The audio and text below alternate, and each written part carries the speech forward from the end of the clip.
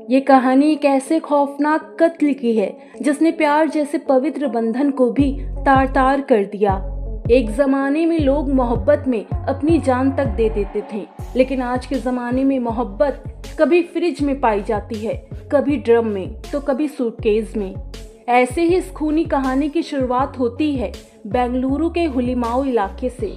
वहां रहने वाले एक मकान मालिक ने गुरुवार की शाम 5:30 बजे दक्षिण पूर्व पुलिस कंट्रोल रूम को फोन किया और उसने बताया कि उसके किराएदार ने एक संदिग्ध अवस्था में एक बड़ा सा सूटकेस कमरे में रखकर फरार हो गया है। मकान मालिक को किसी अनहोनी की आशंका हो रही थी। वो काफी परेशान था। मकान मालिक से खबर मिलते ही पुलिस फौरन हरकत में आई। पुलिस की एक टीम मौकाए वारदात पर जा पहुंची,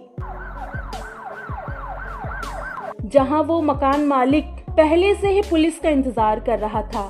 पुलिस उस कमरे में दाखिल हुई जहां बाथरूम में वो सूटकेस रखा था। पुलिस ने सूटकेस को बाहर निकाला और जैसे ही उस सूटकेस को खोला गया, सबके होश उड़ गए। सूटकेस में एक महिला की लाश थी जिसे किसी तेजधार हथियार से टुकड़ों में काटा गया था। ये मंजर देखकर लोग सहम गए। पुलिस ने कानूनी कार्रवाई करने के बाद लाश के टुकड़ों को पोस्टमार्टम के लिए भेज दिया गया। अब बारी थी शव की पहचान करने की। पुलिस ने आसपास के इलाकों और मकान मालिक से पूछताछ की तो पता चला कि जिस महिला का शव पुलिस ने सूटकेस से बरामद किया था, उस महिला का नाम गौरी अनिल सांबेकर था। वो अपने पति राकेश के साथ उसी किराए के मकान में रहती थी। गौरी ने मास कम्युनिकेशन से ग्रेजुएट किया था, लेकिन फिलहाल वो बेरोजगार थी। वो नौकरी की तलाश कर रही थी। वहीं दूसरी ओर गौरी का पति राकेश एक निजी कंपनी में कार्यरत था और इन दिनों वर्क फ्रॉम होम कर रहा था। राकेश महाराष्ट्र का रहने वाला था। राकेश और गौरी की शादी को 4 साल हो गए थे। दोनों मुंबई से बेंगलुरु आए हुए थे। पुलिस इस मामले की जांच कर ही रही थी, तभी उनके पास एक फोन आया। वो फोन गौरी के माता पिता ने किया था। उन्होंने पुलिस को बताया कि राकेश ने उन्हें फोन किया था और कहा है कि गौरी की हत्या उसी ने ही की है और लाश के टुकड़े करके सूटकेस में रख दिया है। अब पुलिस की एक टीम महाराष्ट्र में पहुंचती है और गौरी के माता पिता से मिलकर पूरी जानकारी हासिल करती है। राकेश ने जिस नंबर से फोन किया था, पुलिस उस नंबर को ट्रैक करती है। इधर राकेश पुणे की ओर भाग जाता है, लेकिन पुलिस की एक टीम उसे गिरफ्तार कर लेती है। पुलिस राकेश से गौरी की हत्या करने की वजह पूछती है। तब राकेश हत्या की पूरी कहानी पुलिस को सुनाता है। राकेश के अनुसार गौरी उससे बहुत झगड़ा करती थी, क्योंकि राकेश को नौकरी नहीं मिल रही थी। वो आए दिन उससे झगड़ा किया करती थी, यहाँ तक उससे मारपीट तक करती थी। राकेश इन सब से तंग आ चुका था। वो अंदर ही अंदर गुस्से से भरता चला जा रहा था।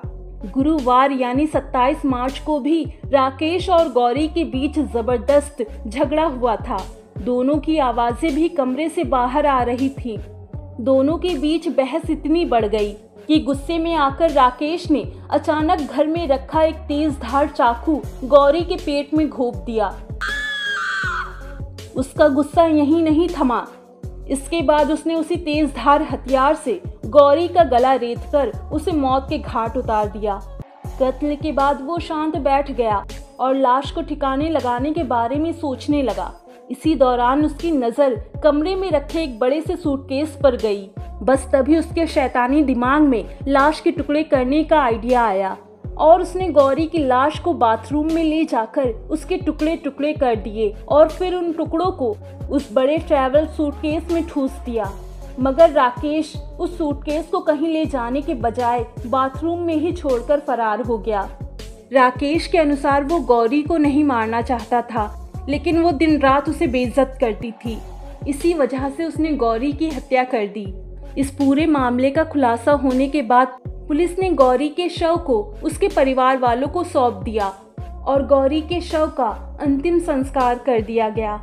पुलिस ने राकेश को गौरी के कत्ल के जुर्म में गिरफ्तार कर लिया।